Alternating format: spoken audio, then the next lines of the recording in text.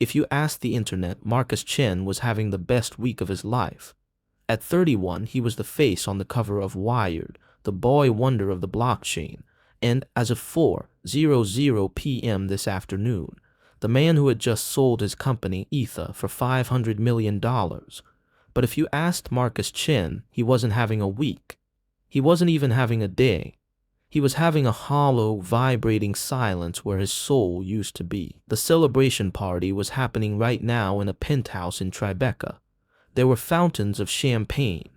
There were models who had been paid to laugh at jokes they didn't understand. There was a DJ whose daily rate cost more than a Honda Civic.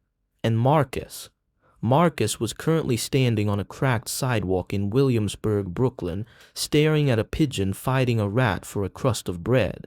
He had walked out, just walked out. He didn't tell his assistant. He didn't tell his co-founder. He just felt the air in the penthouse turn into solid glass, pressing against his lungs, and he had to leave. He took the subway, a metal tube filled with sweating, tired humanity, and rode it until the buildings got shorter and the graffiti got better. He was looking for something. He didn't know what.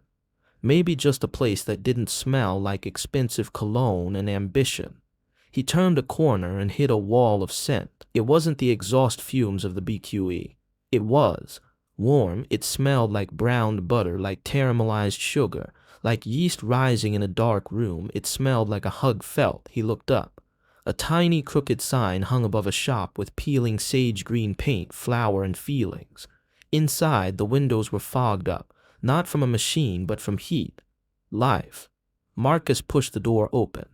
A little brass bell jingled, not a digital chirp, but a real, physical bell. The sound was sharp and cheerful, violently out of place with Marcus's mood. The shop was chaos. It was tiny, barely the size of his walk-in closet back in Manhattan. Mismatched vintage chairs were shoved into corners. Potted plants trailed vines down the shelves, looking thirsty. A display case stood half empty, holding a few lonely scones and a tray of brownies that looked dense enough to stop a bullet. And behind the counter was a woman who looked like she was losing a wrestling match with a piping bag. This was Gemma Santos. She was 27, though, right now, with flour streaked across her forehead like war paint and a messy bun that defied gravity and logic. She looked ageless. She was shouting into a phone that was wedged precariously between her shoulder and her ear. "No, Jared. Listen to me. Listen to the words coming out of my mouth." Her voice was raspy, tired, but sharp. "I cannot use margarine. This is a buttercream, butter. It is literally in the name. If you send me margarine, I will come down to the warehouse and I will pipe it into your air conditioning vents. Do not test me." She slammed the phone down onto the counter, narrowly missing a bowl of Ganesh. She groaned, dropping her head into her hands. "I hate weddings," she muttered to the air. "I hate love. I hate cows." Marcus stood by the door. He was wearing a $3,000 Italian suit, though he ditched the tie somewhere on the J train. He looked like a sleek silver shark that had accidentally beached itself in a petting zoo. He cleared his throat. Gemma didn't look up. She grabbed a spatula and attacked the cake in front of her, a three-tiered monstrosity that seemed to be leaning slightly to the left.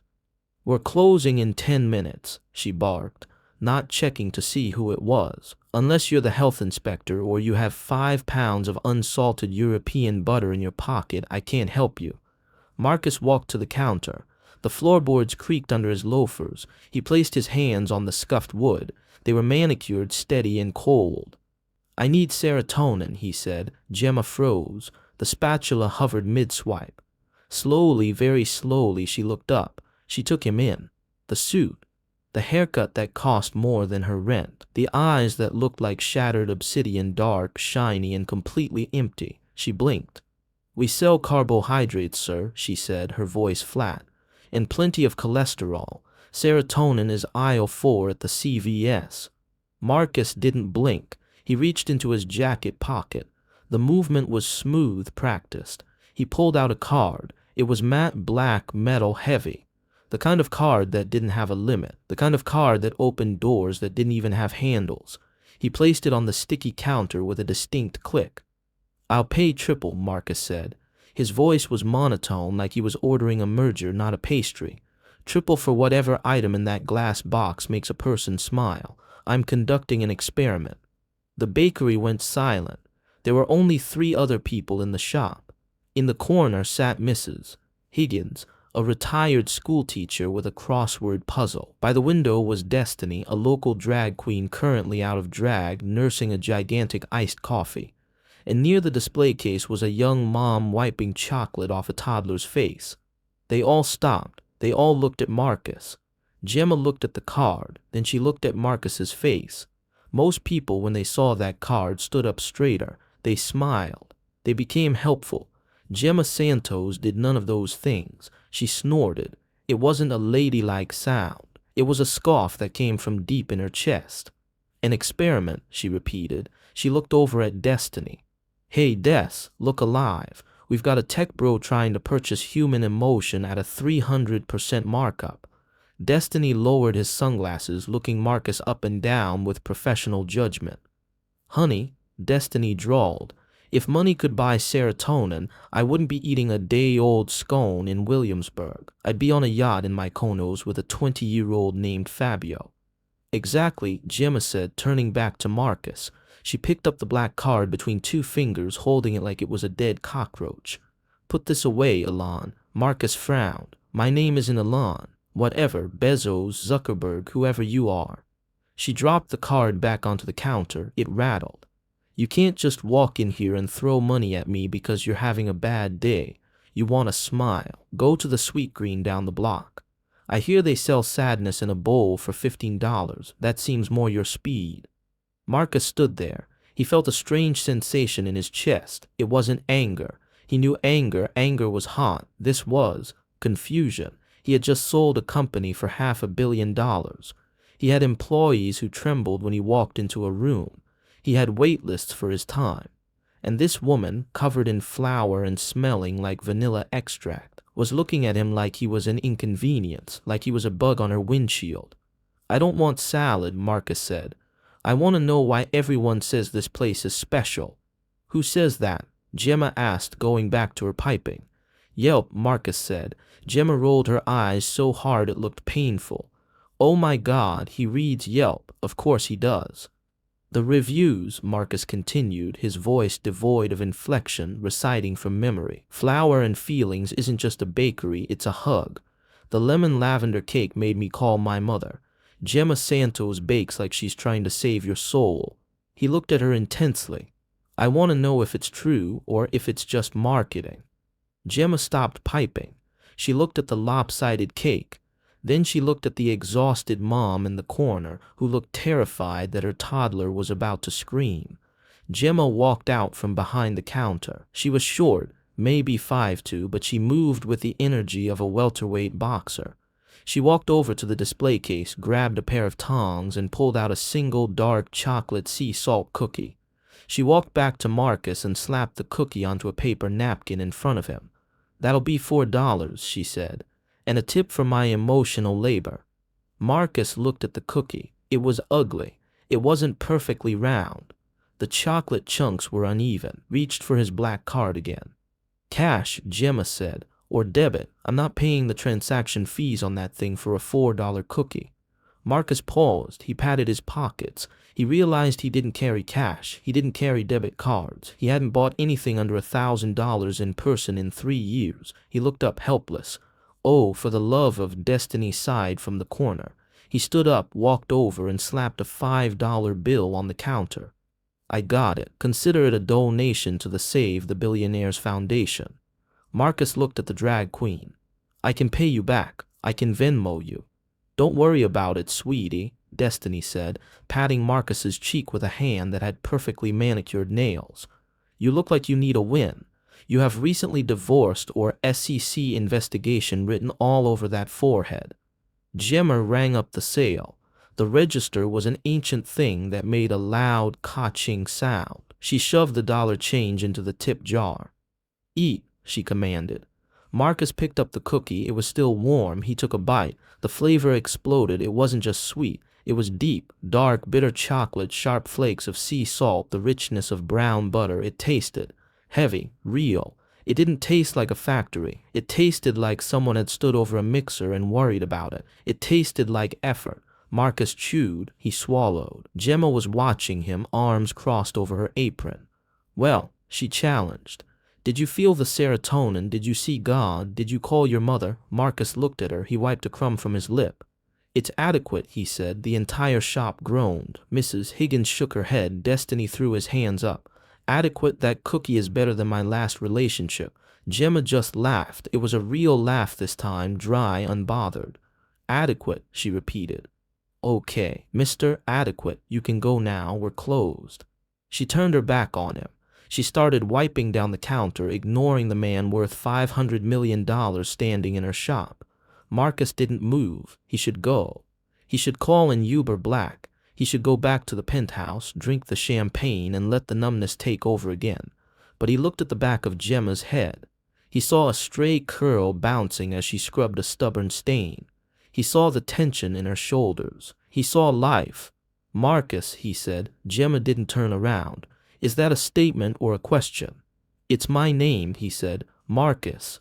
Gemma stopped scrubbing. She turned her head slightly, looking at him over her shoulder. Her dark eyes narrowed. Earn it, she said. And then she flipped the sign in the window to closed and turned off the main lights, leaving Marcus standing in the twilight, holding a napkin with half a cookie, feeling more confused and more awake than he had in years. 6:15 a.m. in Williamsburg does not look like the postcards. It is blue-gray, industrial, and silent. The hipsters are still sleeping off their craft IPAs.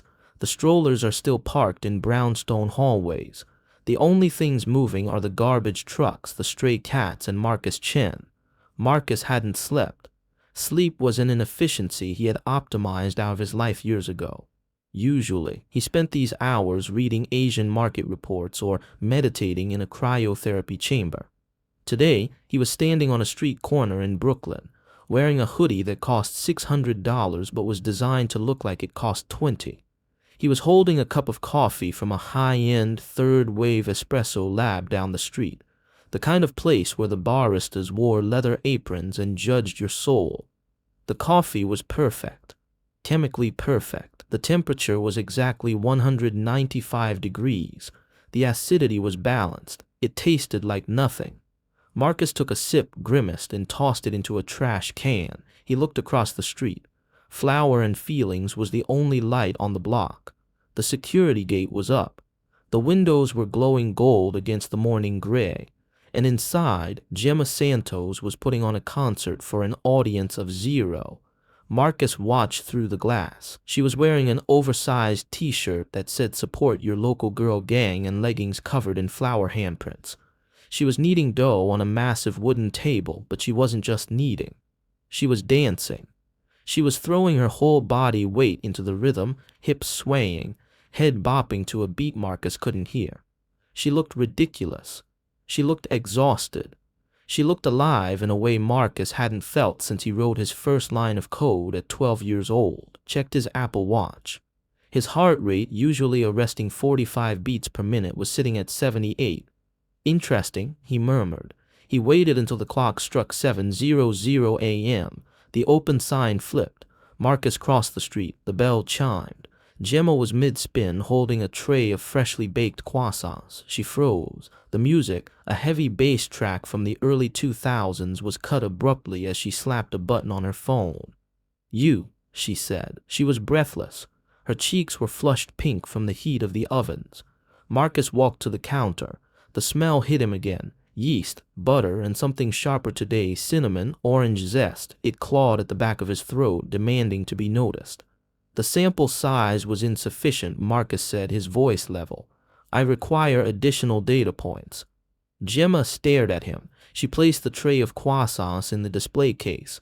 They were golden, flaky, and shattered slightly as they settled, the sign of a perfect bake. You speak like a robot who learned English from watching CNBC, Gemma said. Do you want coffee, or are you just here to stare at me like I'm a glitched algorithm? Black coffee, Marcus said, and one of those. He pointed to the croissants. We have drip, Gemma warned. I don't do pour-overs. I don't do nitrogen-infused cold brew. It's hot bean water. Take it or leave it. Acceptable. She poured a mug. It wasn't a uniform white ceramic cup. It was speckled blue, heavy, chipping slightly at the rim. She slid it across the counter. That's $3.50 plus $4 for the croissant, $7.50 cash. Marcus placed a $10 bill on the counter. Keep the change. He took his food and sat at a small, wobbly table in the corner. He opened his laptop, but he didn't turn it on. The black screen reflected the room. He watched her. He watched as she engaged in a war with an espresso machine that hissed like a furious cat. He watched as she arranged muffins with the care of a jeweler arranging diamonds. He listened. At 7:15, the phone rang. Gemma picked it up, her voice dropping an octave. Lola, hi. Yes, I ate. I had an egg. No, I'm not lying. Lola, please don't worry about the supplier. I handled it. Marcus narrowed his eyes. He recognized the tone. It was the tone of a CEO trying to keep investors calm while the ship was taking on water. I know the rent is coming up, Gemma whispered, turning her back to the room, not realizing Marcus's hearing was excellent. I have the wedding deposit coming in on Friday. It covers everything. Yes, I promise. I won't let them take the shop. It's Grandpa's shop, I know. She hung up. She stood there for a second, her forehead resting against the cool metal of the refrigerator. Marcus saw her shoulders shake, just once before she straightened up, pasted on a smile, and turned back to the front. Everything okay? Marcus asked. It was the first time he'd spoken in 20 minutes.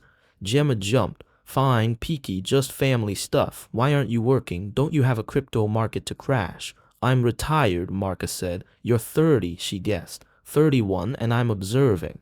Observing what? Inefficiency. Gemma threw a dish towel at him. He caught it with surprising reflexes.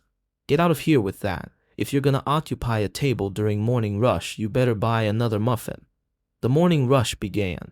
It wasn't a rush like Manhattan, sharp elbows and shouting orders. It was a parade of regulars. Marcus watched them all. He watched Mrs. Higgins come in for her tea. Gemma didn't ask for payment. She just swapped a gossip magazine for the tea. He watched a young construction worker come in. Gemma teased him about his new haircut.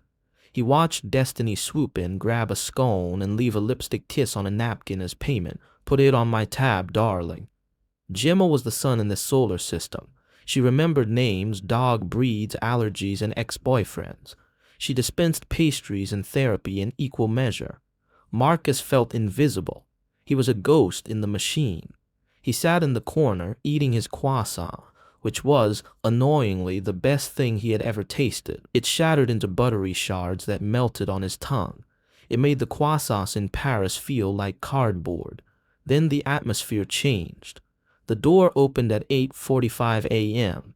The bell jingled, but the air in the room grew cold. A man walked in. He was older, maybe 50, wearing a suit that was expensive but ill-fitting.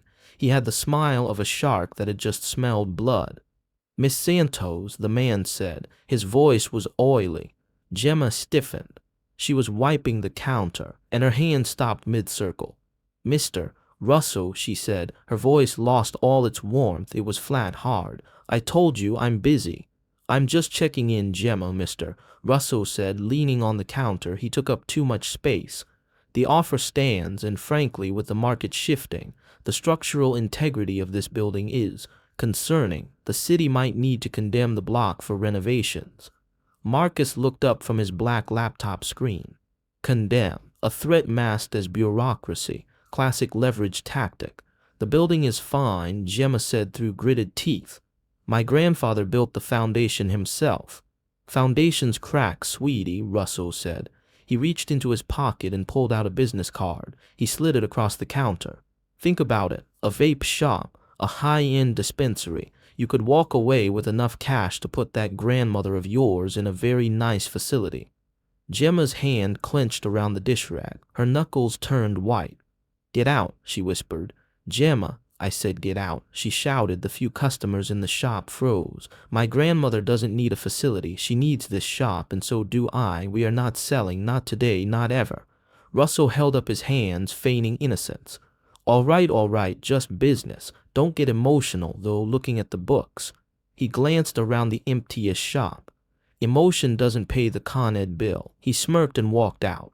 Gemma stood there. She was breathing hard. She looked at the door, then down at her hands. They were shaking, visibly shaking. She grabbed the tray of tongs and dropped them, clatter.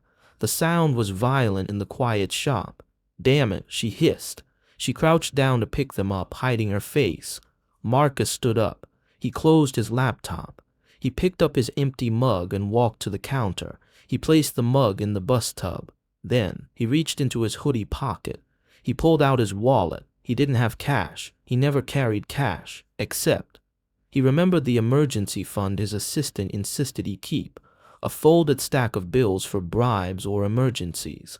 He pulled out 5 $100 bills, crisp, Benjamin Franklin staring judgmentally.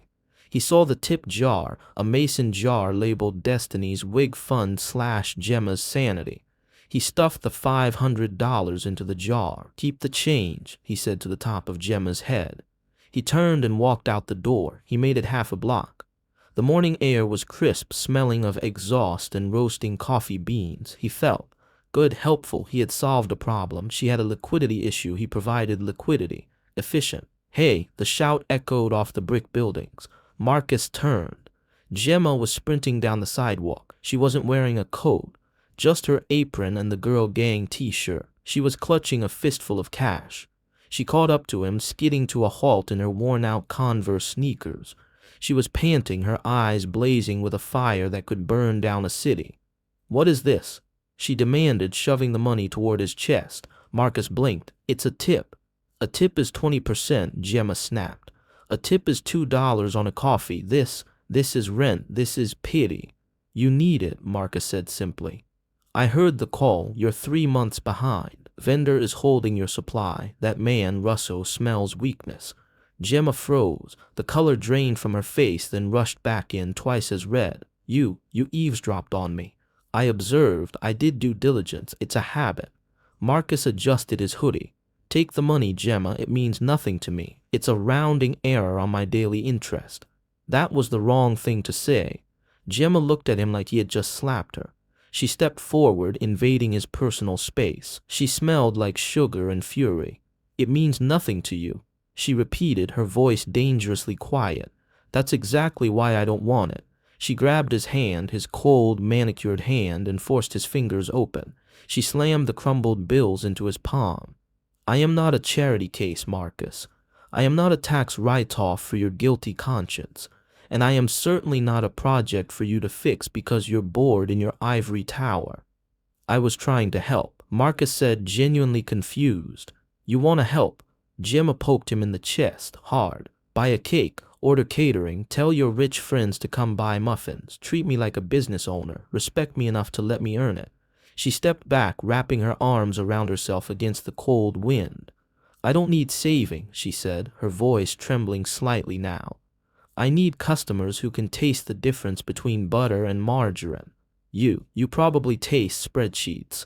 She spun on her heel and marched back toward the bakery, her head held high, her apron strings whipping in the wind. Marcus stood alone on the sidewalk. He looked down at the money in his hand. $500. It felt heavy. Heavier than the $500 million check he had signed yesterday. He looked at the bakery. The lights were warm. She was inside. He shoved the money into his pocket. He touched the spot on his chest where she had poked him. It still tingled. He wasn't bored anymore. Marcus Chin had negotiated with warlords, hackers, and SEC regulators.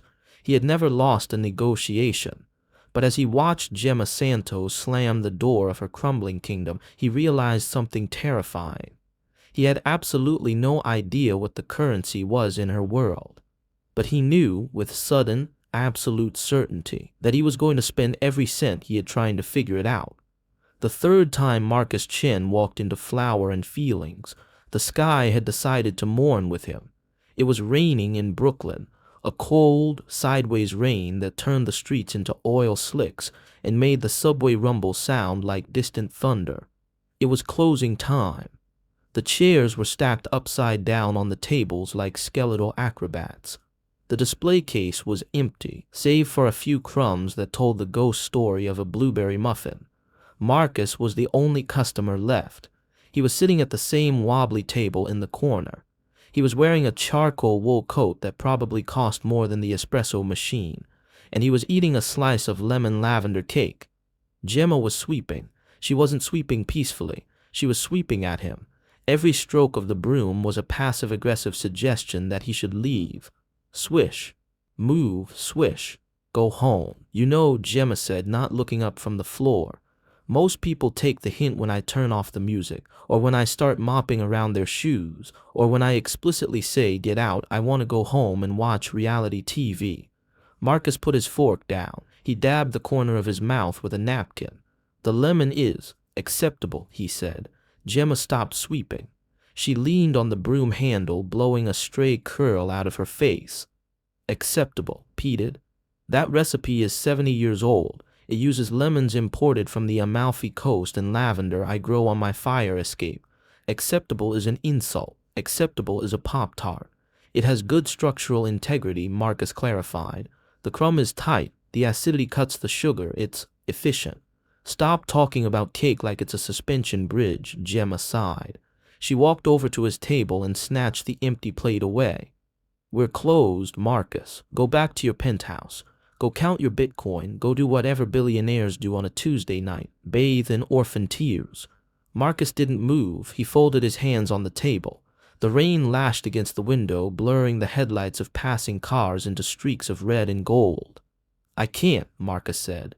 His voice was quiet, so quiet that Gemma almost missed it over the hum of the refrigerator. She paused, plate in hand.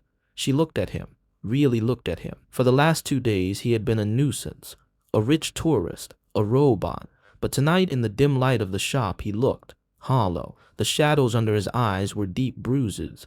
His posture, usually rigid, was slumped. Can't what? Gemma asked, her voice losing some of its edge. Go home, feel, Marcus said. He stared at his hands. My ex-girlfriend gave an interview to Page 6 yesterday. She called me the Ice King of Silicon Alley. She said breaking up with me was like unplugging a toaster. No drama, no noise, just off. Gemma winced. Ouch, that's specific. She wasn't wrong, Marcus continued. He looked up at Gemma and his eyes were terrifyingly open. I sat in my therapist's office this morning. I told him I just sold my life's work for $500 million. He asked me how I felt, and I checked my internal diagnostics and the result was null set. Error 404, nothing. He gestured around the shop, but when I come here, the noise in my head gets quieter, the static clears. Gemma stood there holding the dirty plate. The rain drummed a frantic rhythm on the glass. So what? She asked softly. You want to haunt my bakery until you feel a tingle. I'm a baker, Marcus, not a wizard. I can't fix you with sugar. I have a proposition, Marcus said. He stood up. He reached into his coat pocket. Gemma tensed, expecting the black card again, but he didn't pull out money. He pulled out a hand, empty, open. A bet, he said. Gemma raised an eyebrow. I don't gamble. The house always wins. Everyone says you make people feel things with your food, Marcus said. You told me food is memory. Prove it. He took a step closer. The air between them crackled with sudden, strange electricity. 30 days, Marcus said. I will come here every day. You throw everything you have at me. Your grandmother's recipes, the wedding cakes, the bread. Make me feel something real, not bought, not performed, not acceptable, real. And if I win? Gemma asked, crossing her arms. If you win, if you can prove to me that I'm not completely dead inside, I will fund your bakery's expansion. All of it, the rent, the renovations. The new ovens you desperately need because I hear that one rattling in the back. A check. Blank. No equity. No strings. Gemma's breath hitched. That was freedom. That was saving her grandmother's legacy. That was telling the predatory Mr. Russo to go to hell. And if you win, she asked, if I cook my heart out for 30 days and you still feel nothing. Marcus looked at the rain again. His expression was bleak. Then I'll know for sure that I'm broken, he said, and I'll stop coming here. I'll leave you alone forever. Gemma studied him. She saw the arrogance, yes, but underneath it, she saw a man who was drowning and handing her a life raft, asking her to save him. She looked at the empty display case. She looked at the photo of her Lola on the wall, smiling over a tray of Pandazzle. Gemma smiled. It wasn't a nice smile. It was a competitive smile. I have terms, she said. Marcus blinked. Terms, you think you can just sit in that corner and eat your way to enlightenment. No. Gemma stepped forward, invading his space. She smelled like vanilla and rain. You have to participate. Participate. You don't hide behind your wallet, she listed, ticking off fingers. You show up, you prep, you clean, you talk to the regulars, you learn their names, you have to be present, you have to be human. Marcus hesitated. I don't know how to bake. Clearly, Gemma scoffed. But you're going to learn, and there's one more condition. Name it. If I win, Gemma said, looking him dead in the eye, you don't just write a check, you write a review. A review. Not on Yelp, she said. A real one about what you felt. You have to put it in words, you have to admit it to the world. Marcus stared at her. The idea of public vulnerability terrified him more than losing the money. He extended his hand. Deal, he said. Gemma looked at his hand. It was pale, smooth, uncalloused. She wiped her own hand on her apron, leaving a streak of flour, and grabbed his. Her grip was warm, rough, strong. Deal, she said. She shook his hand once firmly. Day one starts tomorrow. Marcus nodded. He turned to leave, pulling his collar up against the cold. Marcus. He paused at the door, hand on the brass handle. Yes. Gemma was leaning on her broom again, a smirk playing on her lips. Wear something you don't mind ruining, she called out. And leave the Versace at home. You're starting on dishes. Marcus looked down at his $3,000 coat. He looked back at her. For the first time in 3 days, maybe 3 years, the corner of his mouth twitched upward, a micro-expression, a glitch in the system. It's Armani, he said. Not for long, she replied. The bell jingled, the door closed, and Gemma Santos was left alone in the quiet shop, wondering if she had just made a deal with the devil, or if she had just adopted a very expensive, very broken stray cat. By day 5, the novelty of the billionaire in the bakery had worn off for the regulars of Flour and Feelings. Now, it was just a spectator sport. The betting pool on how long Marcus Chen would last had reached $200. Destiny had put 20 on he cries in the walk-in freezer by Tuesday. Misses. Higgins had bet on he accidentally sets his Gucci loafers on fire. Marcus, to his credit, was trying, in the same way a Roomba tries to climb stairs. The kitchen was a cloud of white dust. Marcus stood at the stainless steel prep table. He was wearing an apron that said "Kiss the Cook," ironically given to him by Destiny, tied over a navy bespoke suit that cost more than the bakery's entire oven system. He was staring at a bowl of eggs like it was a complex coding error. You're overthinking it, Gemma said. She was moving around him like a blur, grabbing butter, vanilla, and salt. The structural integrity of the shell is inconsistent, Marcus muttered. He tapped an egg on the side of the bowl, crack. He pressed his thumb in. The shell shattered into a million microscopic fragments. Damn it. You're making cookies, not a mosaic, Gemma sighed. She reached over, grabbed the bowl, and fished out a piece of shell with a practiced finger. It's a wrist motion. Snap. Don't crush. You have surgeon hands, Marcus. Use them. Marcus looked at his hands. Have typist hands. It's different. Less talking, more whisking. He whisked, or rather he aggressively agitated the mixture. Flour puffed up in a mushroom cloud, coating the front of his suit. Oh, honey, Destiny called from the doorway, leaning against the frame with a morning espresso. That navy blue really pops with the dandruff chic look. Is that the new fall collection? It's aerodynamic drag, Marcus said, not looking up, whisking furiously. I'm creating volume. You're creating a mess, Gemma corrected, but her voice wasn't angry. It was amused. She walked past him to grab the vanilla extract from the high shelf. As she reached up, her elbow knocked a small, battered tin box sitting on the edge. It tipped. Time seemed to slow down. Gemma gasped. It wasn't a normal gasp. It was a sound of pure terror. The box tumbled through the air. Marcus moved. He didn't think. He didn't analyze the trajectory. He just dropped the whisk and lunged. His expensive leather shoes slid on the flour-dusted floor. He twisted his body, extending his arm. He caught it. He caught the tin box inches from the hard tile floor. He landed hard on his shoulder, sliding into the prep table. Thud. Silence. Gemma was on her knees beside him in a second. Her hands were hovering over the box in his grip. She wasn't looking at him. She was looking at the tin. Is it open? She whispered. Did it spill?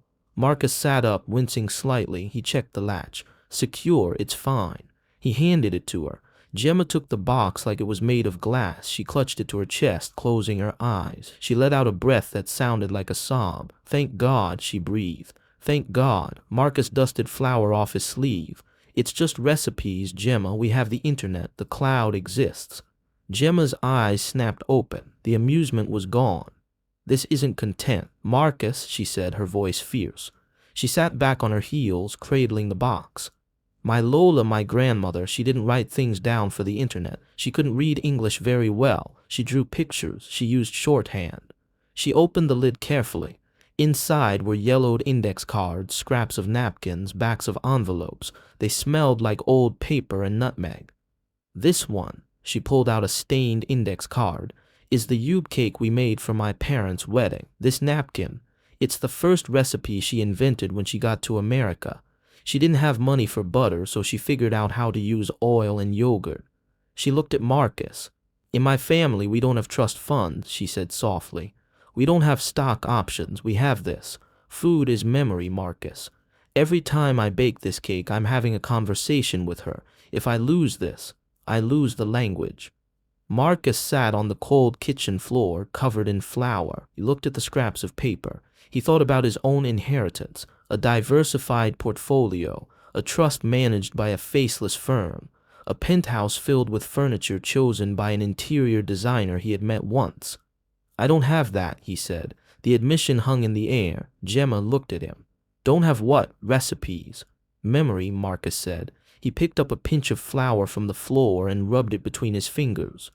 My parents are alive. They live in Palo Alto. But if you asked me what my mother's favorite meal is, I couldn't tell you. If you asked me what we ate when I got into Stanford, I don't remember. He looked up at Gemma. His face was unguarded. We celebrated achievements, he said, not moments. I remember the grades. I remember the IPO price. I remember the numbers, but I don't remember the taste. Gemma softened. Her anger evaporated, replaced by something that looked painfully like pity. That's lonely, she said. It's efficient, Marcus countered automatically. Then he paused, and yes, it is. Gemma stood up. She placed the tin box safely on the back counter, far from the edge. Then she turned back to him. She extended a hand. Get up, billionaire. Marcus took her hand. She pulled him up.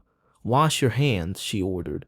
The cookies are a lost cause. We're making pan de sal. Bread. Rolls, she corrected.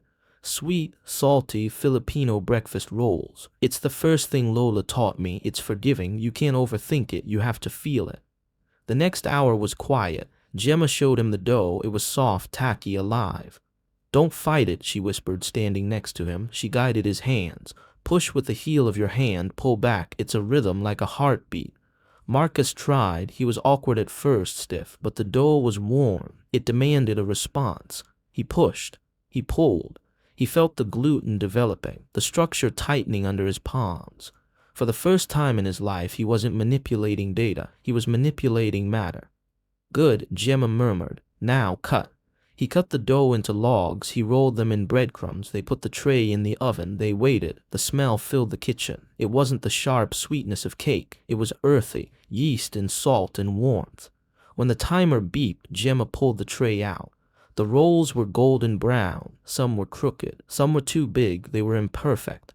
Hot, she warned. She tossed one to him. Marcus caught it. He juggled it for a second, burning his fingertips slightly. The heat was shocking, real. He broke it open. Steam rose up, smelling of sweet dough. Eat, Gemma commanded. Marcus took a bite. It was soft, pillowy. There was a slight crunch from the breadcrumbs, then the yield of the bread, then a hit of salt against the sugar. It didn't taste like a Michelin star restaurant. It didn't taste like excellence. Well, Gemma asked, leaning against the counter, watching him closely. What's the verdict? Adequate. Marcus chewed slowly. He swallowed. He looked at the ugly, lopsided roll in his hand. He looked at Gemma with flour in her eyelashes. He looked at the tin box on the shelf. He felt a tightness in his throat that had nothing to do with the bread. No, Marcus said quietly. Not adequate. He took another bite. Warm, he said. It was a simple word, but the way he said it, like he had just discovered fire, made Gemma's breath hitch. It tastes warm. Gemma smiled, a small, real, private smile. That's the point, Marcus, she said. She turned away to check the next tray, but Marcus saw it. He saw the way she tucked a strand of hair behind her ear. He saw that she was blushing.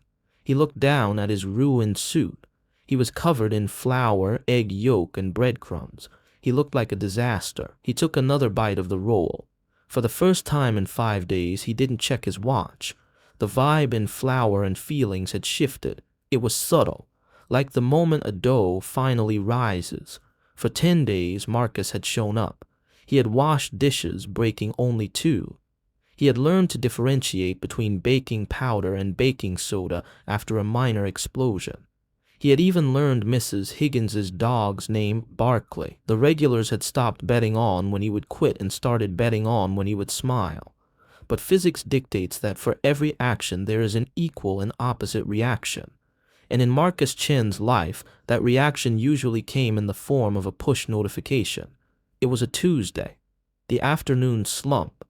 The sun was streaming through the window, illuminating the dust motes dancing in the air. Gemma was behind the counter, sketching a design for a wedding cake. Marcus was wiping down tables. He was wearing the Kiss the Cook apron over a gray cashmere sweater, and he looked domestic, disturbingly domestic. The bell chimed. It didn't jingle, it sounded like a warning. A woman walked in. She was stunning. Not in the way Gemma was stunning, warm, messy, real.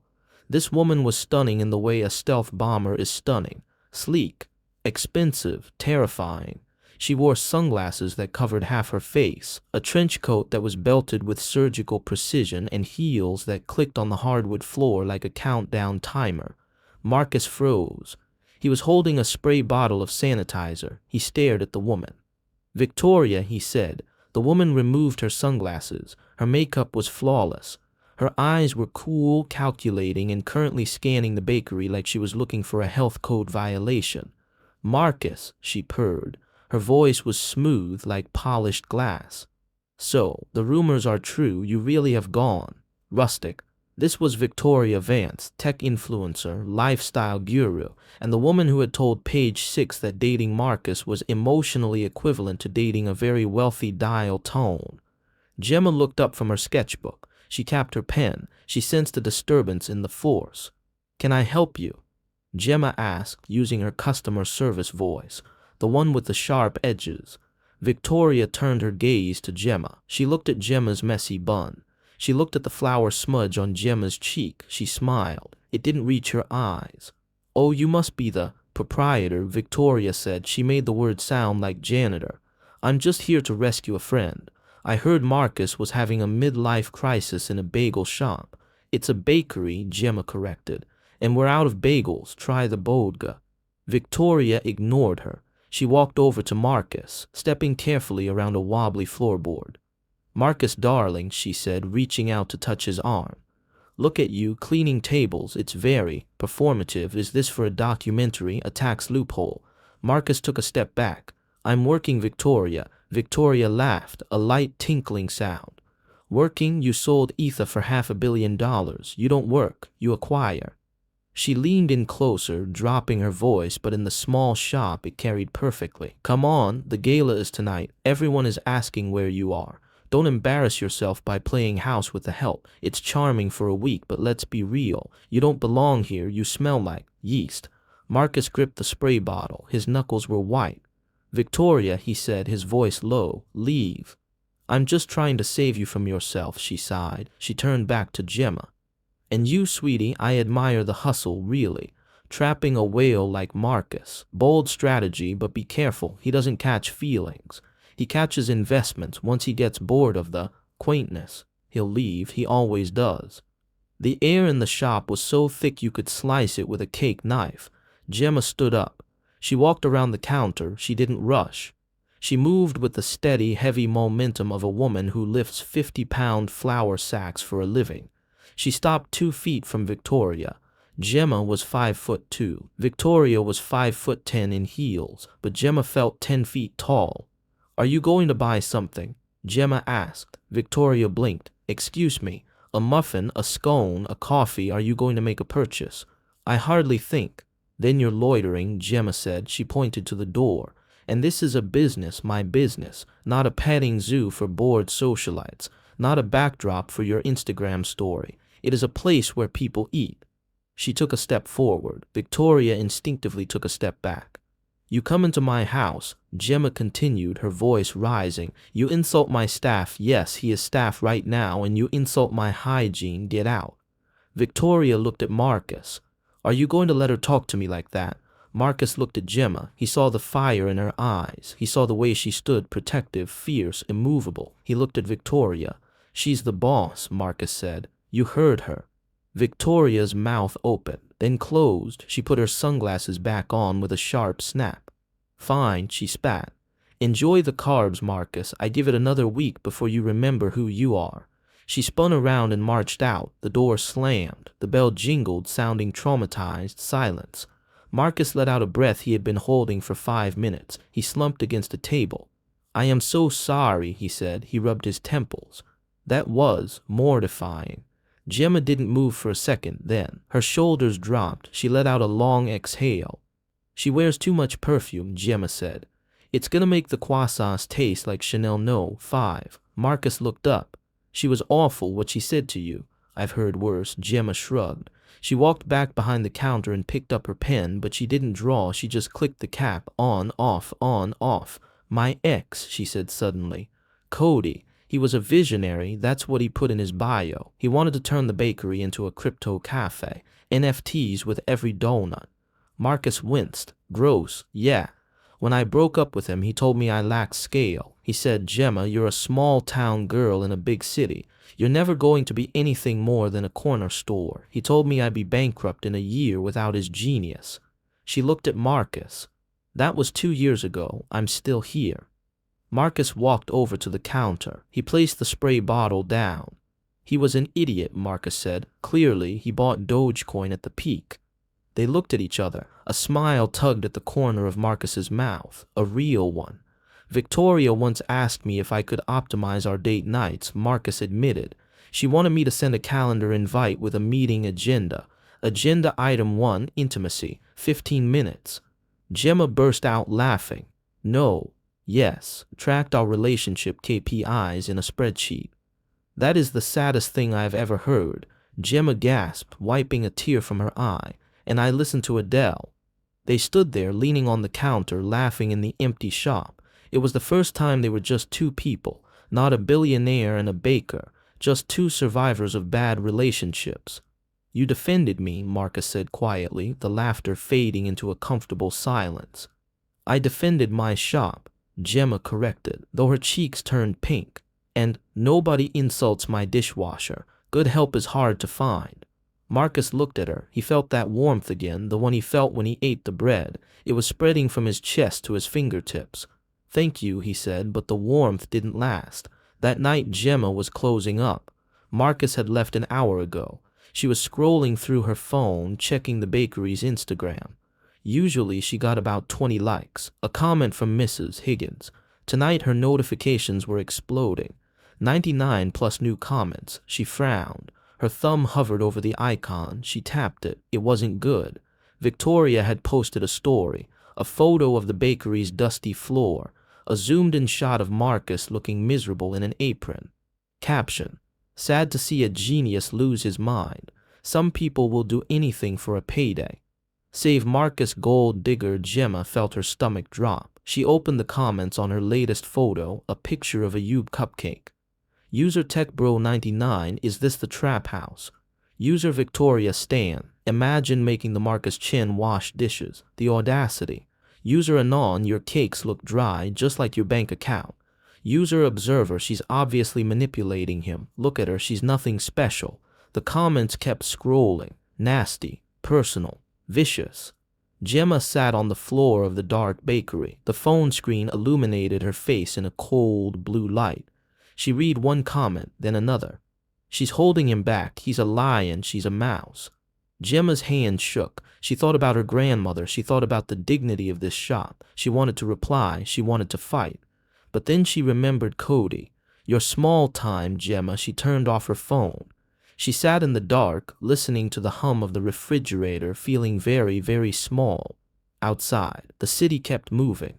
And somewhere in a penthouse, Marcus was staring at the same comments, his face illuminated by the same cold light, realizing that his world had just declared war on hers. Day 15, the halfway point. In a rom-com, this is usually where the montage happens. You know the one, cute music, autumn leaves falling, the couple laughing while trying on hats. In real life, or at least in Gemma Santos's life, Day 15 was not a montage. It was a hostage situation. The bakery was closed. The gate was down. But inside, the lights were blazing like an operating theater. Gemma was pacing. She wasn't just pacing, she was vibrating. She held a phone to her ear, listening to a voicemail for the 5th time. Mrs. Vander Woodson, the voice on the speaker drawled, a voice that sounded like it drank martinis for breakfast. I know we agreed on the rustic elegance theme, but I've been looking at Pinterest, and I really feel that cascading sugar orchids are more us. 300 of them by tomorrow morning. Toodles. Beep. Gemma screamed. It was a short, primal scream into a bag of flour. Marcus was sitting on a stool, polishing a wine glass. He had brought his own wine. The bakery only had mugs. He watched the scream with mild concern. I assume Toodles is not a standard industry sign-off, he asked. Gemma lifted her head from the flour bag. She looked deranged. There was white powder on her nose. 300 sugar orchids, she whispered. By 8:00 a.m. Marcus, do you know how long it takes to make one sugar orchid? I am currently lacking that data point. 20 minutes, she yelled. If you do it fast, that's 6,000 minutes. That's 100 hours. I have 10 hours. She slumped against the counter. I'm dead. I'm going to lose the deposit. I'm going to lose the rent money. Russo is going to turn this place into a vape shop called Puff Daddy's. It's over. Marcus set his glass down. He stood up. He walked over to the display case where the bare, frosted tiers of the cake were waiting. They looked naked, vulnerable. What do you need? He asked. I need a time machine, Gemma groaned, or a clone army. I can't provide those, Marcus said. He took off his suit jacket. He folded it neatly and placed it on a clean chair. Then he unbuttoned his cuffs and rolled up his sleeves. His forearms were surprisingly defined. Show me how to make an orchid, he said. Gemma blinked. What? I have excellent fine motor skills, Marcus said. I was a state champion in StarCraft. This is just input-output. Show me. Marcus, Gemma laughed, a hysterical bubbly sound. You can't pipe a rose. You burned a cookie last week. Sugar work is delicate. It requires soul. I have 10 hours to find a soul, Marcus said. He grabbed an apron, the pink one this time. Teach me. 11:30 p.m. Gemma demonstrated. She held the piping bag like an extension of her hand. Squeeze, twist, lift. A perfect, delicate petal formed. Squeeze, twist, lift. Another one. In 30 seconds a flower bloomed. See, she said. Easy. Marcus took the bag. He concentrated. He stuck his tongue out slightly, a crack in his perfect facade. Squeeze, twist, splat. Looked at the parchment paper. It looked like a radioactive cabbage. It's abstract, Gemma offered kindly. It's garbage, Marcus corrected. He scraped it off. Again. 1:45 a.m. The bakery was silent except for the hum of the fridge and the soft pH whip of piping bags. Marcus had improved. His orchids no longer looked like vegetables. They looked like flowers that had survived a heavy storm. Better, Gemma murmured, inspecting his work. Use less pressure on the upswing. She was standing close to him, too close. She smelled like vanilla and exhaustion. Marcus could feel the heat radiating off her arm. Why are you doing this? She asked quietly. You don't need the money. You don't even like weddings. Marcus didn't look up from his flower. I don't like losing, he said. Is that all this is, the bet? Marcus paused. He looked at the row of 50 imperfect flowers he had made. No, he admitted. It's not just the bet. 3:30 a.m. delirium had set in. They were listening to a playlist of 80s power ballads. Gemma was singing into a spatula. Marcus was humming along to Total Eclipse of the Heart. Turn around, bright eyes. Gemma belted, spinning around. She tripped over a sack of sugar. Marcus caught her. He didn't catch her like in the movies, smooth and romantic. He caught her awkwardly, grabbing her waist to keep her upright. Stumbling back against the prep table, they froze. It was 3:30 a.m. The city was asleep. The only light came from the street lamp outside, casting long blue shadows across the kitchen. Gemma was pressed against the stainless steel table. Marcus was standing between her knees. His hands were still on her waist. Her hands were gripping his forearms. They were breathing hard. Gemma looked up at him. She saw the dark circles under his eyes. She saw the flower in his hair. She saw the way he was looking at her, not like a puzzle to be solved, but like a mystery he wanted to get lost in. "Marcus," she whispered. He leaned in, just an inch. His gaze dropped to her lips, then back to her eyes. The air between them was heavy, charged with sugar and adrenaline. "Gemma," he said. His voice was rough. "You have frosting on your nose." He reached up. His thumb brushed her cheek. It was electric. Gemma's breath hitched. She could kiss him. Right now. She could pull him down and taste the coffee on his breath. She wanted to. God, she wanted to. But then she remembered the comments. Gold digger, manipulator. She remembered the bet, make me feel something. If she kissed him now, was it real or was it just exhaustion? Was she just another experience for him to collect? She placed her hand on his chest, right over his heart. It was beating fast. "This isn't part of the bet," she whispered. Marcus stopped. His thumb hovered near her lip. He looked at her, searching for something. "I know," he said softly. "That's why it matters." Gemma closed her eyes for a second, then she gently pushed him back. "The orchids," she said, her voice shaking. "We have 200 left." Marcus stood there for a heartbeat. He looked like he wanted to argue. He looked like he wanted to say something that would break the rules of the game entirely. But he stepped back. "Right," he said. "The orchids." He picked up the piping bag. His hands were steady again, but the air in the kitchen had changed. It wasn't just a bakery anymore. It was a confessional. The sun was rising over Brooklyn. The cake stood on the counter. It was magnificent. 3 tiers of lemon lavender sponge draped in white fondant and cascading down the side was a river of sugar orchids. Some were perfect and delicate Gemmas. Some were slightly thicker, a little sturdier Marcus's. Together, they looked like a wild garden. Gemma slumped onto a stool. She was covered in cornstarch. She looked like she had fought a war and won. "We did it," she mumbled. Marcus was leaning against the sink, drinking his 5th espresso. He looked wrecked. His shirt was ruined. His hair was a disaster. He looked happy. "It is structurally sound," he noted, "and aesthetically pleasing." "It's beautiful," Gemma corrected. She looked at him. "You stayed." "I said I would. You stayed all night, you maid." She counted 84 flowers. "You didn't complain once." "Well, you complained about the ergonomics of the stools, but that doesn't count." Marcus smiled. "The lumbar support is non-existent." The delivery van pulled up outside. The driver honked. Gemma stood up. She groaned as her back cracked. She walked over to Marcus. She reached out and brushed a smudge of icing off his collar. "Go home, Marcus," she said softly.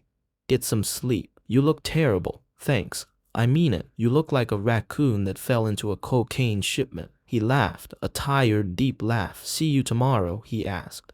Gemma looked at the door. She thought about the almost kiss. She thought about how safe she felt with him in the quiet hours of the night. "Day 16, she said. "Don't be late." Marcus walked out into the morning light. He didn't put his jacket on. He walked down the street with his sleeves rolled up, white flour dusting his black trousers, whistling a tune that sounded suspiciously like Total Eclipse of the Heart. Gemma watched him go. She touched her cheek where his thumb had brushed it. "Oh no," she whispered to the empty shop. "I think I'm losing the bet. Victory tastes like adrenaline and buttercream." For exactly 4 hours, Gemma Santos felt invincible. The wedding cake was delivered. It stood in the center of the Plaza Hotel ballroom, a towering masterpiece of sugar orchids and lemon zest, glowing under the chandeliers. She had done it. They had done it. But in the age of the internet, victory is short-lived, and privacy is a myth. It started innocently enough. Marcus was helping Gemma assemble the final tier on site. He was still wearing his flour-dusted dress shirt, sleeves rolled up, looking like a disheveled Prince Charming. He was holding the heavy base while Gemma adjusted the flowers.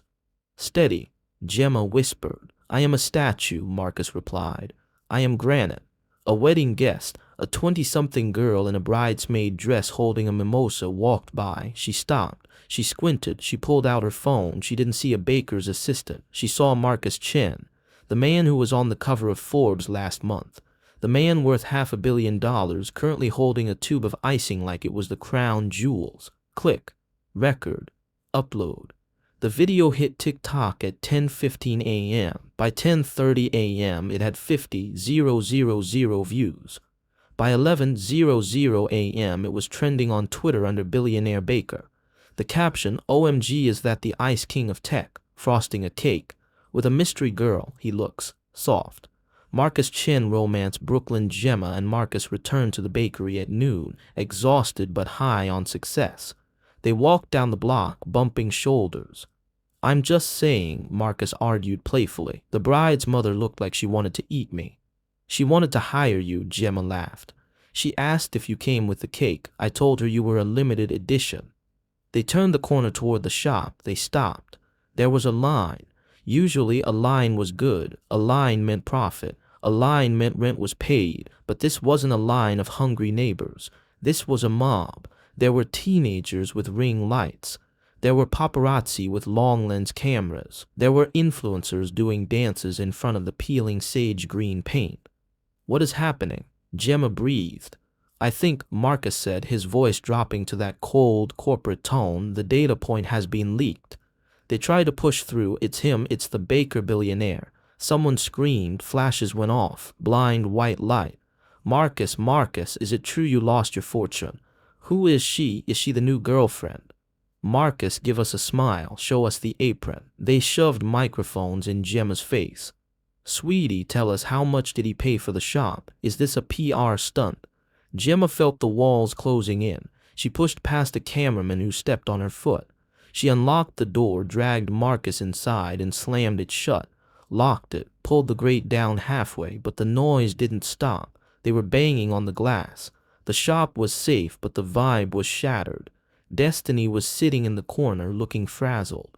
Mrs. Higgins was nowhere to be seen. "Honey," Destiny said, standing up, "it's been like this for an hour. I tried to sell them muffins, but they just wanted to take selfies with the register." Gemma looked out the window. A girl was licking the glass for a TikTok video. "They're not customers," Gemma whispered.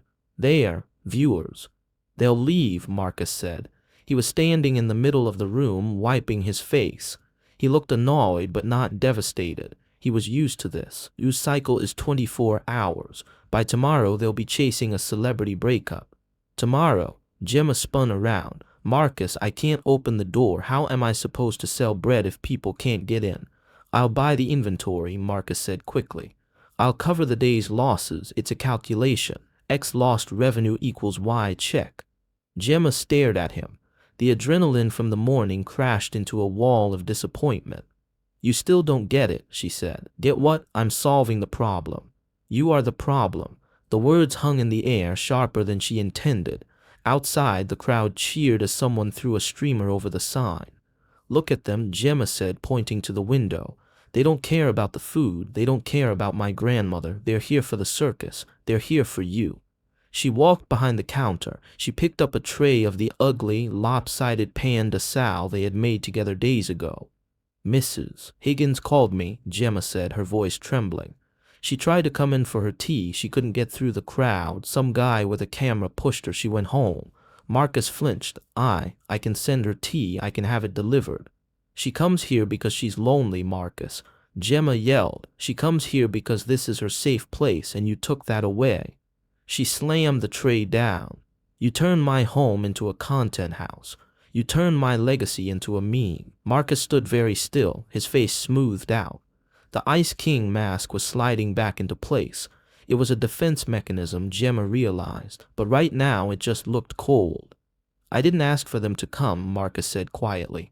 "But you knew they would," Gemma countered. "You knew who you were when you walked in here. You knew you carried a storm with you, and you let it rain on me."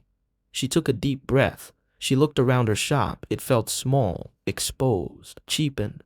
"I think you should go," she said. Marcus blinked. "Go, the bet, the deal, whatever this is." She waved her hand between them. "It's too much. The cost is too high." "Gemma," Marcus took a step forward. "We have 15 days left. I haven't finished." "You have," she said. She looked him in the eye. "You made me feel something, Marcus. You made me feel small. You made me feel like a background character in the Marcus Chen show." That hit him. He recoiled physically as if she had struck him. He looked at the pink apron he was still holding. He looked at the flour on his shoes.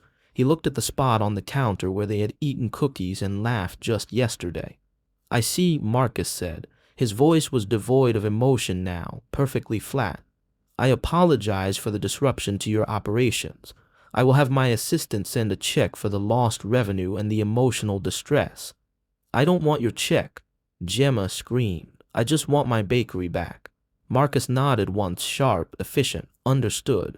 He walked to the back door, the alley exit. He didn't look back. He didn't say goodbye to destiny. He opened the heavy steel door and the noise of the city rushed in. Then he was gone. Gemma stood in the silence of the kitchen. Outside, the crowd was still chanting his name. "Marcus, Marcus." Gemma slid down to the floor. She pulled her knees to her chest. She looked at the unfinished tray of rolls. They were cold now. She picked one up. She took a bite. It tasted like ash. That night, the internet moved on, just like Marcus predicted. A pop star got arrested in Miami and the cameras left Brooklyn. But the damage wasn't digital, it was structural. Gemma Santos had won her bakery back. The silence returned. The smell of yeast returned. But as she locked the door that night, she realized that the shop felt bigger than it used to. Bigger, emptier, and much, much colder. Be careful what you wish for because the universe has a twisted sense of humor and it will give it to you. Gemma had wished for her bakery back. She wished for the influencers to leave. She wished for the quiet, and she got it. Day 16. The bakery was quiet. The morning sun hit the corner table, the wobbly one. It was empty. There was no laptop, no charcoal wool coat, no man frowning at an egg like it was a personal insult. Gemma prepped the dough alone. She turned the music up loud to drown out the sound of her own breathing. Day 18. Mrs. Higgins returned. She sat in her usual spot. "Where's the tall boy?" she asked, dunking a biscotti. "The one with the nice shoulders." "He was just a tourist, Mrs. H," Gemma said, scrubbing the counter a little too hard. "Tourists leave." Mrs. Higgins didn't look convinced. She just hummed and went back to her crossword. Day 20. It rained. Gemma instinctively looked at the door at closing time, waiting for the bell to chime, waiting for the acceptable. The door didn't open. She made a batch of lemon lavender cupcakes. She ate one. It tasted sour. Day 22. The bakery was back to normal. The rent was paid thanks to the wedding cake. The display case was full. The floor was clean. It was perfect. And Gemma hated it. Destiny was sitting at the counter, meticulously applying a third coat of glitter nail polish. Gemma was staring at the empty stool in the corner. The Kiss the Cook apron was folded neatly on it, untouched for a week. "You're sighing again," Destiny said, not looking up from her nails. "I am not," Gemma snapped. "That was the fourth sigh in 10 minutes. I'm counting. It's more entertaining than watching paint dry, which is literally what I'm doing." Gemma wiped her hands on her apron. "I'm just tired. The humidity is messing with the meringue." "The humidity is fine, honey. The vibes are rancid." Destiny capped the polish. She spun the stool around to face Gemma. "You miss him." "I do not," Gemma denied instantly. "I miss the extra hands. I miss having someone to wash dishes so I don't get dishpan hands. That's labor, not love." "Uh-huh." Destiny raised a perfectly sculpted eyebrow. "And that's why you haven't let anyone else sit at that table for a week. You literally told a customer it was reserved yesterday." "Reserved for who?" "The ghost of Billionaire's past." Gemma looked away. "He brought a circus desk. You saw it. They pushed Mrs. Higgins." "And he pushed her?" Destiny asked sharply. "Or did the internet push her?" Gemma stayed silent. "Look," Destiny sighed, her voice softening. "I've dated enough men to know the difference between a tourist and a pilgrim. A tourist comes to take pictures. A pilgrim comes to find something." She pointed a glittery nail at the empty stool. "That man looked at you like you invented sugar. He wore a hideous apron. He let you yell at him. He ate carbs, Gemma. He doesn't eat carbs. He ate your carbs." "He was doing it for a bet," Gemma whispered. "Was he?" Destiny countered. "Or was that just the excuse he needed to walk through the door? You sent him away because strangers were annoying. That's not his fault. That's fame. You think he wanted that camera in his face. You think he enjoyed being a meme." Gemma picked up a dish towel and twisted it in her hands. "He tried to pay me off," she said weakly. "He offered to buy the inventory." Because that's the only language he knows. Destiny threw her hands up. He was panicking. He tried to fix it with money because nobody ever taught him to fix it with anything else. And instead of teaching him, you fired him. Destiny stood up, grabbing her purse. You wanted him to be human, Gemma. Well, guess what? Humans make mistakes, they panic, they say the wrong thing. She walked to the door, then paused. You didn't break up with a billionaire, sweetie. You broke up with a guy who was learning how to bake bread, and honestly, that guy seemed pretty cool. The door chimed. Destiny was gone. Gemma stood alone in the silence. She looked at the folded apron, kissed the cook.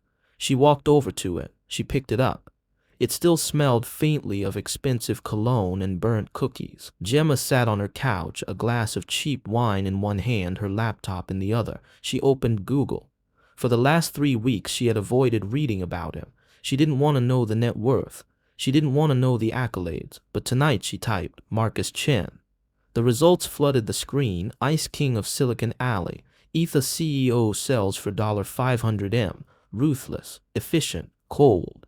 She scrolled past the headline. She clicked on page 2, page 3. She was looking for the man who fumbled an egg. She found a small article from a local Palo Alto paper dated 4 years ago. Tech founder donates bonus to public school arts program. There was no photo of Marcus, just a quote from the principal. He insisted on remaining anonymous, but he said he wanted kids to have something he didn't, a place to be messy. She found a forum thread from a mental health advocacy group. User MC789, verified donor comment. Therapy is data processing for the soul. It's inefficient, it's painful, and the ROI takes years. But it's the only way to debug the system. Keep going. Gemma's throat tightened. Debug the system. She found one more thing. A grainy photo from a charity run. Marcus was running. He wasn't looking at the camera. He was looking at the woman running next to him, an older woman, clearly his mother. She looked happy. He looked tired, but he was holding her water bottle. Gemma closed the laptop. She thought about the way he stood between her and Victoria. She thought about the way he caught the recipe box diving onto the floor in a $3,000 suit to save her grandmother's memory. He tried. She whispered to the empty room. He really tried. She had asked him to feel something real. And when the world crashed in and he panicked, she didn't offer him grace. She offered him judgment. She proved his ex-girlfriend right. She proved that when things got messy, people left. Gemma looked at the clock. It was 10:00 p.m. The bet ended in 8 days, but she didn't want to wait 8 days. She stood up. She grabbed her coat. She grabbed the keys to the bakery van. She didn't know if she could fix it. She didn't have $500 million, but she had flour. She had sugar, and she had a recipe for pan de sal that was forgiving, as long as you were willing to get your hands dirty. Okay, Marcus, she said, grabbing her bag. My turn. The building where Marcus Chen lived was not a home. It was a statement. It was called the Spire. It pierced the Manhattan skyline like a shard of black glass. 70 stories of steel, silence, and security systems that cost more than the GDP of a small island nation. It was the kind of place that was designed to keep the world out. And tonight, the world was trying to break in. Specifically, a 5'2" Filipina baker holding a white cardboard box and driving a van that smelled like transmission fluid and vanilla. Gemma slammed the door of the bakery van. She marched up to the revolving glass doors. She was wearing her flour-dusted leggings and a coat she had grabbed in a panic. She looked like she had just escaped a kitchen explosion. She pushed through the doors. The lobby was silent. It smelled like white tea and intimidation. The floors were marble. The ceiling was somewhere in the stratosphere. A security guard, a man with a neck the size of a tree trunk, stepped out from behind a podium. Delivery entrances around the back, he droned, not even looking up from his monitor. Gemma stopped. She clutched the cake box tighter. I'm not a delivery, she said. The guard looked up. He scanned her messy bun. Sneakers the box. You have a package, that's a delivery, around the back, service elevator. I am here to see a resident, Gemma insisted. Marcus Chen, penthouse A. The guard actually laughed. It was a short, dry sound. Mr. Chen is in the penthouse, which means he doesn't want visitors unless you're on the list. I'm not on the list, Gemma admitted. I'm his baker. His baker, the guard repeated flatly. Right, and I'm his life coach. Go around the back. Miss, or better yet, leave the box here and I'll have someone bring it up eventually. Gemma felt the heat rising in her cheeks. This was it, the wall, the barrier that separated her world from his, the barrier she had accused Marcus of building when really the world had built it for him. I need to see him, she said, her voice trembling but loud. It's an emergency, a pastry emergency. Yes, a structural integrity emergency. Gemma shouted. The echo bounced off the cold marble walls. Tell him it's Gemma. Tell him. Tell him the bread is getting cold. The guard sighed and reached for his radio to call for backup. Miss, I'm going to have to ask you to leave the premises. Wait. The voice came from the shadows. It wasn't coming from the elevator bank. It was coming from a seating area in the far corner of the lobby. A waiting lounge with uncomfortable modern art chairs that looked like geometric torture devices. A figure stood up. He was wearing a gray hoodie. He looked small against the massive glass windows. Marcus, Gemma breathed. The guard froze. He straightened up, adjusting his uniform. Mr. Chen, I apologize, sir. I didn't know you were down here. I was just removing this. It's fine, Earl, Marcus said. His voice was rough, scratchy, like he hadn't used it in days. He walked into the light. He looked terrible, and by terrible, Gemma meant he looked human. He hadn't shaved. His hair was messy. He wasn't wearing shoes, just socks on the marble floor. You're in the lobby, Gemma said, confused. Why are you in the lobby? Marcus stopped 5 feet away from her. He shoved his hands into his hoodie pockets. The elevator takes 45 seconds to get to the penthouse, he said quietly. It's too quiet inside. The air pressure changes. My ears pop. He looked at the floor. And up there, I can't hear the city. I came down here to hear the sirens. Gemma's heart broke, a clean, sharp snap. He wasn't hiding in his tower. He was sitting at the bottom of it, trying to feel connected to the ground. She took a step forward. The guard, sensing the shift in atmospheric pressure, wisely retreated behind his podium and pretended to read a manual. You look like a raccoon, Gemma said softly. Marcus looked up. A faint ghost of a smile touched his lips. I've been told I look like a raccoon that fell into a cocaine shipment. No, Gemma corrected. You just look sad. I failed the bet, Gemma, Marcus said. You don't have to be here. I'll send the check, I promise. I haven't gotten around to opening my laptop. Shut up about the check, Gemma said. She stepped closer. She held out the white box. I brought you something. Marcus looked at the box. He flinched slightly as if expecting another camera crew to jump out. Is it acceptable? He asked. No, Gemma said. It's a disaster. She opened the lid. Inside was a cake, but it wasn't a flower and feelings masterpiece. It wasn't the wedding cake with delicate sugar orchids. It was a single layer of chocolate cake. It was lopsided. The frosting, a simple vanilla buttercream, was slapped on with what looked like a spoon. It was swirled chaotically. It was messy. It was imperfect, and written on top in shaky blue icing that looked like a child had piped it were 6 words, "You made me feel something too." Marcus stared at the cake. He stared at the messy blue letters. I made it in 20 minutes, Gemma said, her voice rushing out now. I didn't measure the flour properly. I used salted butter instead of unsalted because I was in a hurry. I frosted it while it was still warm, so the buttercream is melting. It breaks every rule of baking I know. She looked at him, her eyes shining with tears. I prioritize perfection, Marcus, control, because if I control the dough, I can control my life. If the cake is perfect, nobody can say I'm just a small town girl. Nobody can look down on me. She took a breath. But when you came in, you were messy, you were chaos. You burned cookies and you broke dishes and you brought a literal mob to my door. She reached out and took his hand. It was cold. She squeezed it hard. And I loved it, she whispered. I loved the mess because it was real, and when you left, my kitchen was clean, it was perfect, and it was completely cold. Marcus looked from the cake to her face. His obsidian eyes were swimming. The mask was gone. The Ice King was melting right there in the lobby of the spire. You felt something? He asked, his voice cracking. I was scared, Gemma admitted. I was scared that you were just a tourist, that I was just an experience for you to collect, so I pushed you away before you could leave. She let go of his hand and poked him in the chest, right over his heart. But you didn't leave because you were bored, Marcus. You left because you thought you were hurting me. You tried to protect me. Marcus looked down at the ugly, melting cake.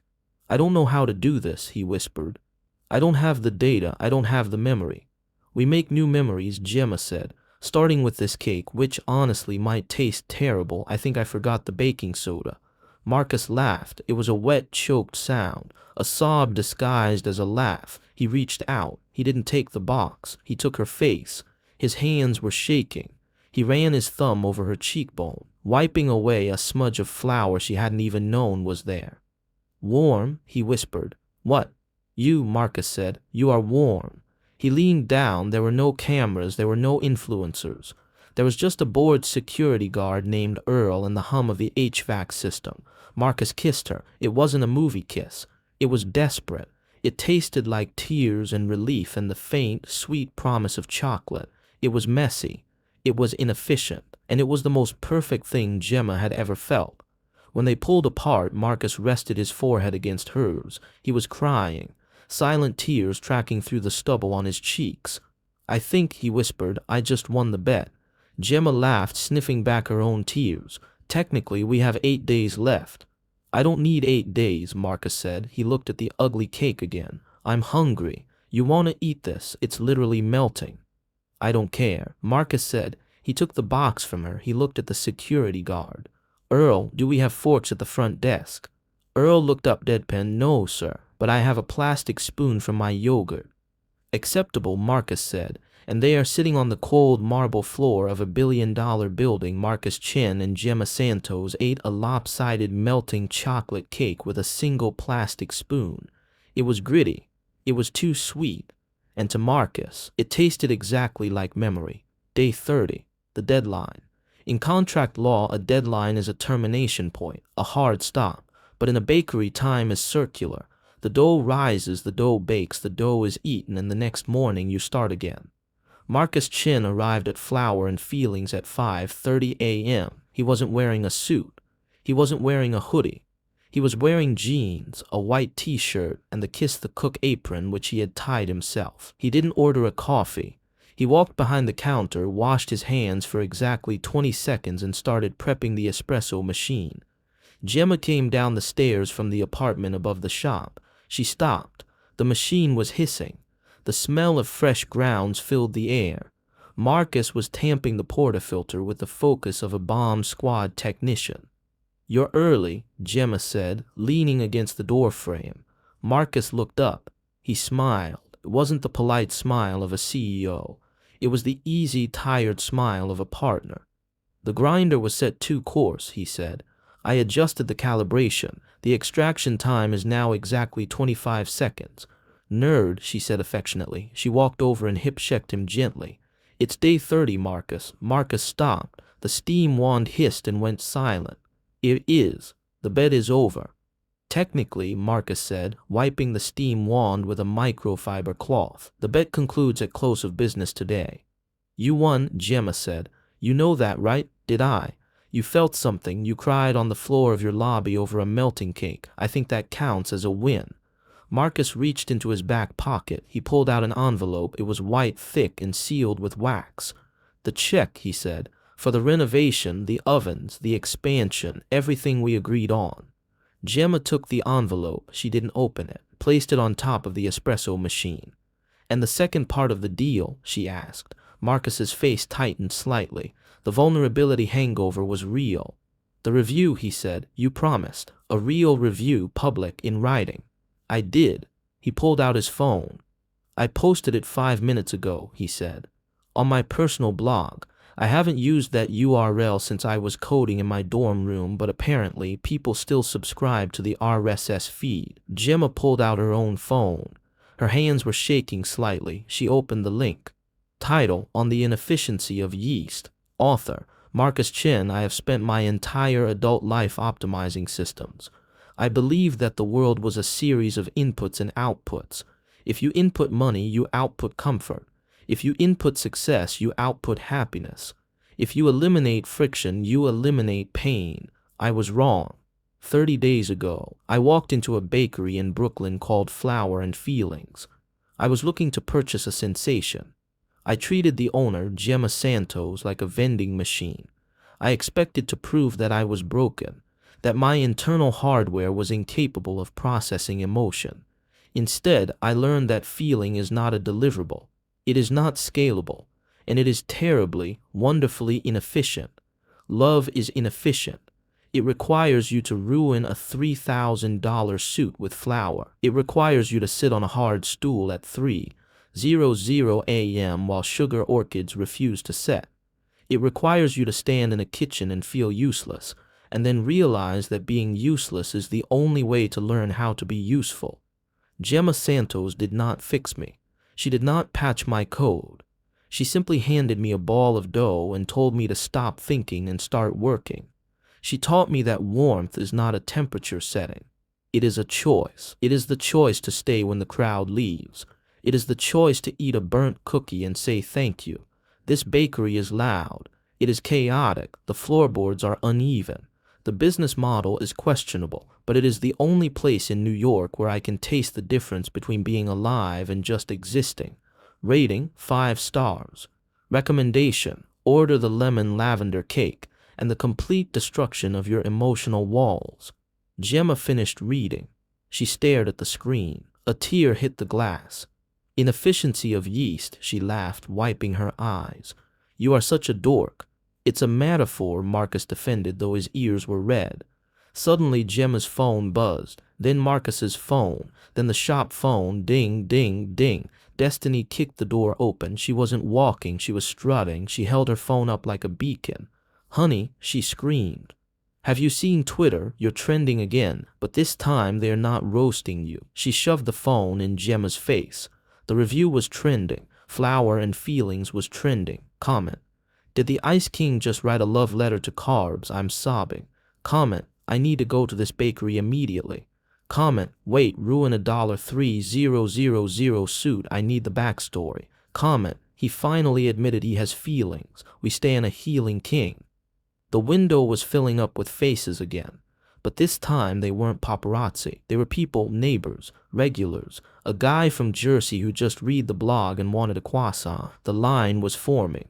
Gemma looked at the window, then she looked at the envelope on the espresso machine. You realized, she said to Marcus, that you just destroyed any chance of this place being quiet ever again. I know, Marcus said, but I realized something else. What? Capital, he said, tapping the envelope. I can buy the building next door. We can expand. We can build a second kitchen just for the wholesale orders. We can hire staff to manage the line. He looked at her, his eyes shining with the manic energy of a founder who just found his next unicorn. We can scale the warmth, Gemma. Gemma looked at him. He was already planning, he was already optimizing, but he was doing it for her, for them. She grabbed the Kiss the Cook apron and tightened the knot around his waist. Okay, Zuckerberg, she said, grabbing a tray of muffins. If you want to scale warmth, you better start scrubbing. We open in 2 minutes. Marcus grinned. He grabbed a dish rag. Yes, chef. The review was shared 2 million times in 24 hours. Flour and Feelings had a line around the block for the next 6 months. Marcus Chin never deleted the blog post. In fact, he added a footer to it a year later. Update. The lemon lavender cake is still excellent, but the wedding cake is better. I should know. I helped bake it. 6 months later, Flour and Feelings looked different. The peeling sage green paint was gone, replaced by a warm terracotta. There was a new espresso machine, a chrome beast that cost more than a Honda Civic, paid for by the seed fund, Marcus's wallet. There were 3 new employees to handle the line that wrapped around the block every Saturday morning. But some things hadn't changed. The floorboard by the counter still squeaked.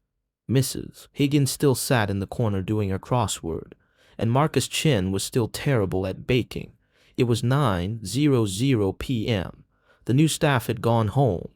The dough for tomorrow was proofing in the new, silent, efficient proofer. Gemma was wiping down the counter. Marcus was sitting on the floor, assembling a cardboard display stand for a new line of jams. You're doing it wrong, Gemma said, not looking up.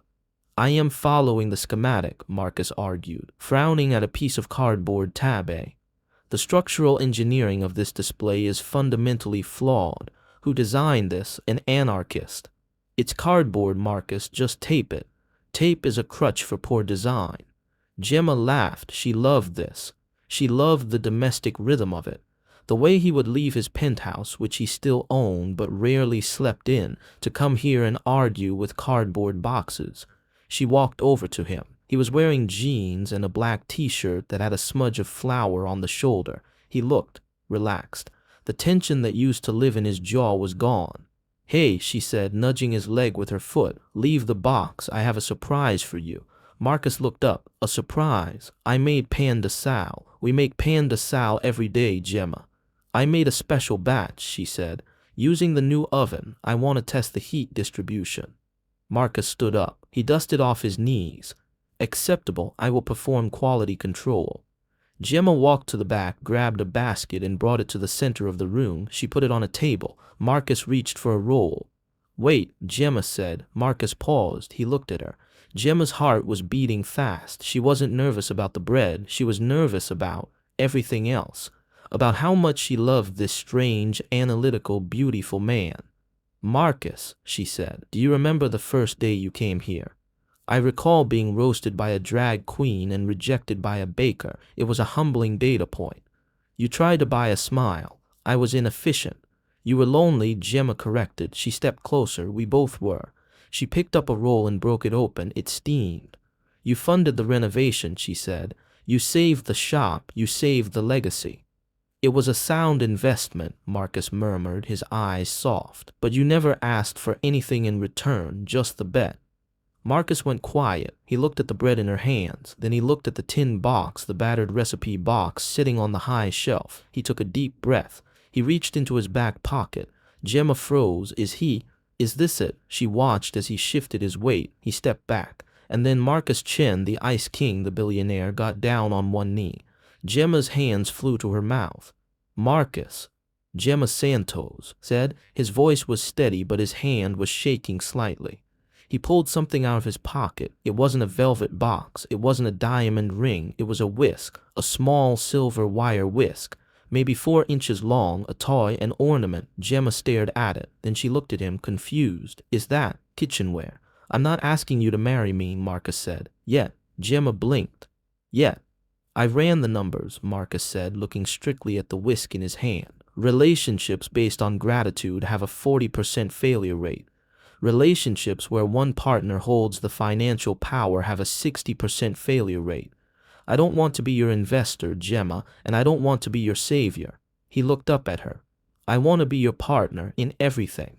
He held the whisk up. I'm asking if you will teach me, he said. Really teach me, not just the bread. I want you to teach me the wedding cake, your grandmother's recipe, the one in the tin box. Gemma's eyes widened. That recipe, it takes 3 days, it's complicated, it's the legacy, Marcus finished. I don't want to just eat it, I want to know how to make it so that one day, when I do ask you the other question, I can make the cake myself.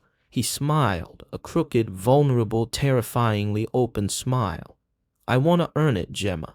Gemma looked at the man on the floor. She looked at the tiny whisk. She started to laugh. It bubbled up from her chest, pure, unadulterated joy. That, she choked out, wiping tears from her eyes, is the absolute worst proposal I have ever heard. Is it? Marcus looked worried. I thought the symbolism was, it's perfect, you idiot. She grabbed the lapels of his t-shirt and yanked him up. Get up, she said. Is that a yes? Yes, she whispered against his lips. But if you burn the meringue, the engagement is off. Marcus kissed her. He kissed her like he was savoring the only thing in the world that mattered. Deal, he murmured against her mouth. 1 year later, a wedding usually takes place at a venue, a church, a beach, a hotel ballroom. But when Marcus Chen and Gemma Santos got married, there was only one location that made sense. The street in front of Flower and Feelings was closed off. String lights were draped between the brownstones. A long table stretched down the center of the asphalt, covered in white linens and mismatched vintage plates. Destiny was the officiant, wearing a gown that was technically brighter than the bride's. Mrs. Higgins was the flower girl she insisted, and on a table in the center of the dance floor stood the cake. He walked into my bakery trying to buy happiness with a black Amex card. He thought the world was a transaction. He thought love was a line item. We see the cake. It is not the perfect, architectural marvel they made for the Plaza Hotel. It is charmingly chaotic. The tiers are slightly uneven. The frosting is a rustic swirl. There are sugar orchids, yes, but some are delicate and some are a little thick, clearly made by hands that are more used to typing code than shaping fondant. Turns out you can't purchase happiness. You can't outsource it. You can't optimize it. But you can bake it. Marcus and Gemma are standing behind the cake, holding the knife together. Gemma is wearing a simple white dress. Marcus is wearing a tuxedo, but he has wiped a smudge of frosting onto his lapel. He doesn't notice. He is looking at Gemma. You bake it slowly, with heat, with pressure, with ingredients that are messy and sticky and refuse to cooperate. They cut the cake. Marcus feeds her a piece. She laughs as crumbs fall. He leans in and kisses the sugar off her lip. The camera pans past them, past the guests cheering, past Destiny crying into a silk handkerchief. And you have to be willing to stay in the kitchen, even when the first batch burns. The camera moves inside the empty bakery window. It pushes in on the back wall. There is a framed photo. It's a grainy picture of an old woman, Gemma's Lola, smiling over a tray of bread. Next to it is a new photo.